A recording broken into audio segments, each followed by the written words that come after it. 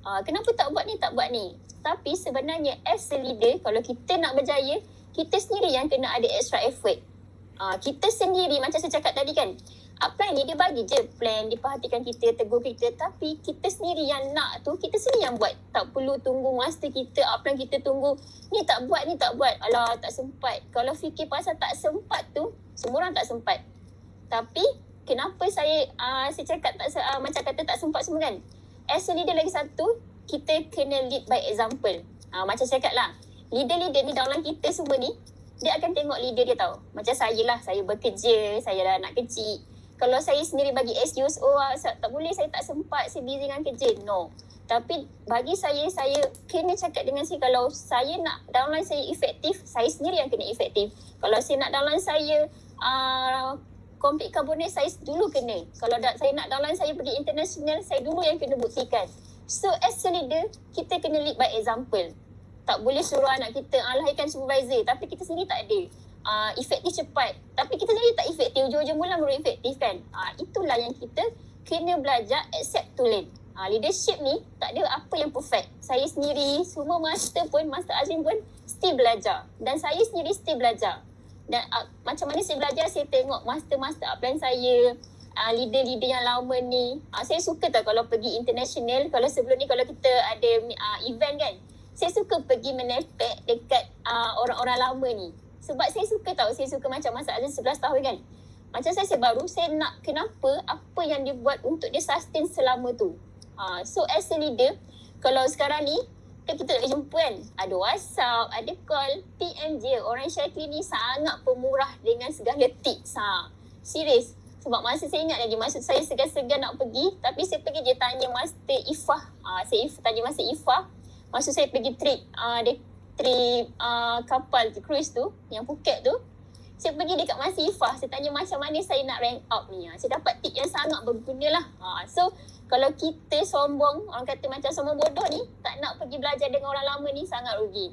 So as a leader, kita kena tahu, leadership ni dia bukan terus pandai, tapi dia adalah satu pembelajaran yang kita akan develop kita punya leadership. Lama-lama kita akan tahu macam mana nak encourage kita punya team, macam mana kita nak delegate task semua.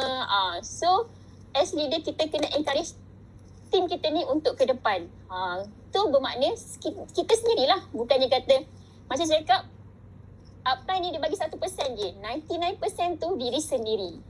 Okay Puan Mazia.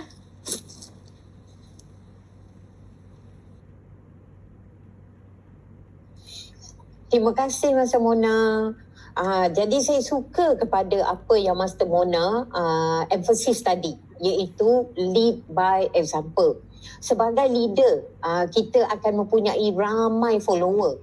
Jadi untuk menjadi leader, kita perlu buat perubahan dalam diri kita dulu untuk kita pastikan kita lead organisasi kita seperti mana yang dinyatakan oleh Master Mona Lisa. Kita juga perlu accept bahawa kita sentiasa perlu belajar. Jadi saya nak tanya soalan ni kepada Master Mona Lisa kerana Master tadi ada menyentuh tentang leadership by example. Jadi seperti mana yang saya nyatakan tadi, sebagai leader kita ada ramai follower, tetapi ramai leaders feedback bahawa follower kita ramai, tapi mereka susah nak convert downline mereka menjadi business builder dan juga seterusnya menjadi business leader. Macam mana tu?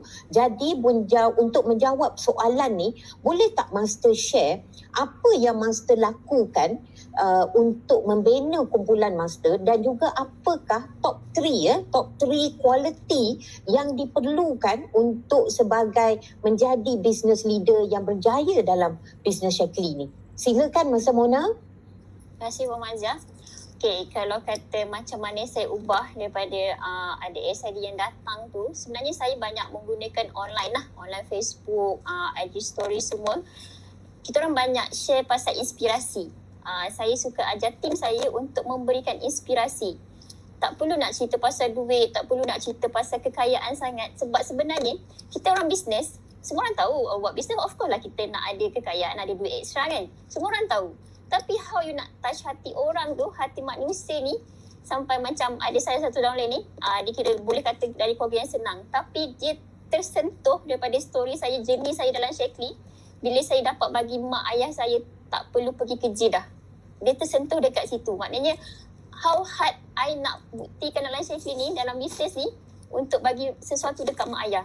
So I give more to inspirasi, story inspirasi. Saya akan ajar share kejayaan journey kita daripada bawah. Sebab honestly dalam Malaysia ni, orang akan nampak masa permulaan, kita nak mula tu journey kita, orang akan banyak kecaman.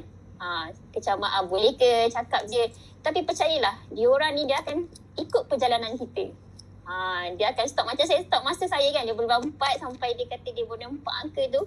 Samalah juga. So saya ajar tim saya untuk share kejayaan diorang. Daripada kita ni bukan siapa-siapa, kita aku dapat bagi mak aku lebih, kita dapat beli rumah, kita dapat beli kereta, tim kita makin besar. Cerita pasal kejayaan anak-anak downline kita. Walaupun bonus tu RM50. Sebab kadang-kadang dalam bisnes ni, dia bukan pasal duit je. Tapi dia macam mana kita berubah daripada seorang yang tak confident, seorang yang dulu ego ke apa, tapi apa perubahan yang kita dapat daripada bisnes ni. Sebab orang kadang-kadang ni tak suka kita share duit kan. Terlalu M lah bagi saya. So kita kena pandai bagi inspirasi kepada sekeliling kita ni. How kita nak inspire orang untuk nampak yang kenapa kita kena ada extra income. Bukannya macam aku ada bonus besar. Tak. Orang akan tahu bisnes saya pun ada orang kata macam duit kan. Tapi in Shaklee kita kena tahu Shaklee ni harmoni, support group yang sangat hebat. Kita kena ceritalah. So saya kena tanamkan dalam diri leader sejak saya ni, kena percaya pada semua downline ni, semua orang boleh berjaya. Saya akan tunjuk cerita-cerita leader-leader daripada grup lain juga saya akan tunjuk. Walaupun dia tak ada education yang sangat tinggi, dia seorang SPM punya, tapi dia boleh berjaya. Kenapa? Sebab dia nak berjaya. Itulah yang saya selalu tunjukkan kepada grup saya. Okey, walaupun dia bukan daripada grup saya akan cari contoh-contoh leader yang berjaya. Okay. So, kalau Puan Maizah tanya dia, apa 3 kriteria yang sangat penting untuk seorang leader ni? Bagi saya adalah mindset yang pertama. Seorang leader, kalau mindset dia sangat hebat, mindset dia sangat positif, insya-Allah tindakan kita sangat hebat. Tapi kalau mindset kita ni takut-takut, mindset kita ni rasa macam tak percaya pada diri, fikir negatif je, dia tak buat dulu. So, dia tak akan bertindak. Maknanya mindset ni, dia akan turun kepada tindakan. Tapi kalau mindset kita dah, takutnya nanti naik master tak efektif, nanti naik master kena macam ni. Dia dah fikir yang negatif. So as a leader, you kena jaga mindset. Jadi seorang leader yang ada mindset yang sangat hebat dan positif. Okay, yang kedua, bila kita ada mindset yang sangat hebat, insya-Allah kita akan percaya pada diri. Okay, percaya pada diri ni sebenarnya ramai orang yang susah nak buat. Kenapa? Sebab dia mengharapkan pujian pada upline dia lah. Dia mengharapkan pujian macam bila upline puji baru dia semangat. Tapi sebenarnya dalam bisnes kita jangan bandingkan diri kita dengan orang lain. Selalu cakap dengan diri, aku hebat, aku boleh buat. Kalau dia boleh buat, aku boleh buat. Percaya kepada kebolehan diri kita sendiri. Tak perlu macam upline puji baru kita tak. Tapi kita ni sendiri ni kena puji diri kita, tepuk bahu kita. Okay Mona, you good, you boleh efektif awal. Kita kena tepuk. Tak perlu nak tunggu upline cerita pasal kita, puji kau, no. Sebab kenapa? Kita sendiri yang percaya pada diri kita. Bila kita percaya, insya-Allah kita akan rasa kita hebat. Sebab ada orang dia rasa macam, kecil je, tak hebat. Tapi sebenarnya benda ni lah yang kita kena encourage diri kita, percaya pada diri. Bila kita percaya pada diri, untuk jalan Shaklee ni, yang ketiga adalah you kena ada ability to help others. Dalam Shaklee ni kalau cakap lah, bila kita di supervisor, kita boleh buat seorang-seorang, kita boleh kerjakan bonus seorang-seorang. Tapi bila kita di rank coordinator ni ramai orang tak boleh nak sustain sebab dia tak willing nak help others. Dia rasa macam semuanya nak dia je yang nak dapat. Tapi bila kita ada hati yang besar untuk bantu downline kita sama-sama dapat yang macam kita ni, insya-Allah kita takkan give up dengan diorang. Invest in people. Willing to help others, always motivate diorang walaupun kadang-kadang kita sendiri emosi kita kan. Tapi sebenarnya kita sendiri yang kena kuat lah saya cakap tadi. As leader you kena kuat, sentiasa ada untuk diorang. Bila kita willing nak bantu diorang, insya-Allah bila diorang berjaya tu kita akan meneteskan air mata lah. Okay, Puan Maizah.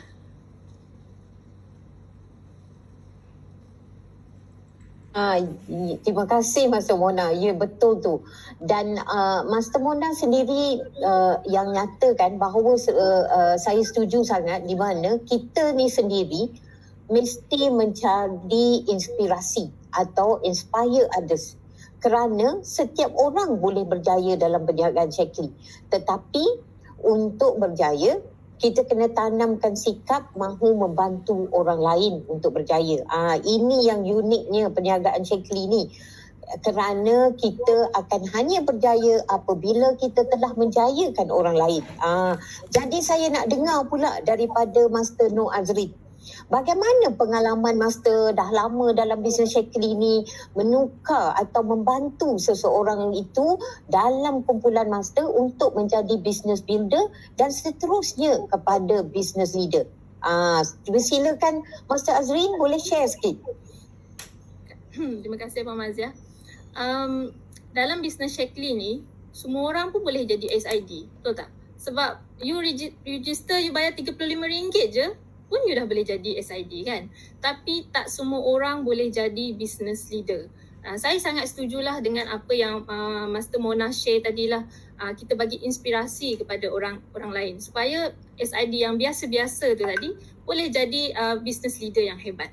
Jadi izinkan saya nak ucapkan tahniah lah kepada anda semua yang hadir pada hari ini, koordinator yang hadir pada hari ini, kerana anda semua adalah business leader yang hebat. Tepuk sikit lah. Okay. Jadi 3 kualiti yang anda perlu ada untuk jadi business leader ni adalah 3C. Bukan Shaklee je bagi 3C tau. Kita business leader pun kena ada 3C ni untuk dapatkan 3C yang Shaklee tawarkan tu tadi. Okay. C yang pertama adalah confident ataupun yakin. You kena yakin, terutama yakin dengan diri you sendirilah. Kan? Tapi confident ni dia hanya boleh datang kalau you faham sefaham-fahamnya apa yang you nak. Kalau you tak faham, itulah datangnya ragu-ragu. Itu tadi kan? Example, saya bagi contoh. Bulan ni, koordinator yang hadir pada hari ni nak rank up jadi senior coordinator. You kena faham, nak jadi senior coordinator tu macam mana? Berapa FLPC you perlukan? You nak 4 ke, 5 ke, 6 ke? Berapa GUV yang you perlukan? Apa yang you perlu buat? Lepas tu, bila kita nak rank up ni, kita kena break new leader. New leader kita tu pula, bakal new leader kita tu pula pun kena faham juga. Dia nak jadi supervisor tu macam mana?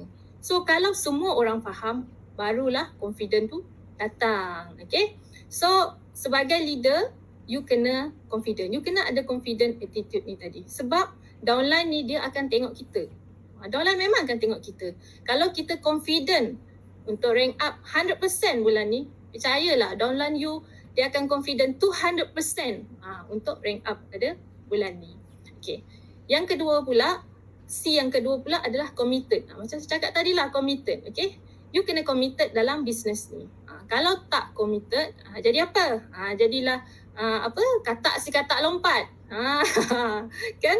Hari ni you buat, esok tak buat. Hari ni sungguh-sungguh, esok ala kadar. Sebab you tak committed. Okay? Saya bagi contoh. Orang yang committed, bila berlaku apa-apa je perkara viral tentang Shaklee, dia akan stay. Tapi orang yang tak committed dalam bisnes ni, baru kena usik sikit je kan. Dah give up, dah hilang. Okay? So, kena fikir, aku ada tak sifat committed ni tadi? Dan bila kita committed ni juga, kita akan bagi yang terbaik untuk dapat result yang terbaik juga. Jadi, apa je cabaran yang datang, kalau kita committed, kita akan redah je. Kan? Macam Master Mona tadi, redah je. Okay? Saya nak share juga, okay? Kalau kita committed, leadership skill kita akan bertambah baik. Kalau leadership skill kita akan bertambah baik, okay, lebih besar organisasi yang kita boleh bina. Dan bila besar organisasi yang kita bina ni tadi, of course, reward yang you dapat, bonus ke, insentif ke, pun lebih besar. Okay?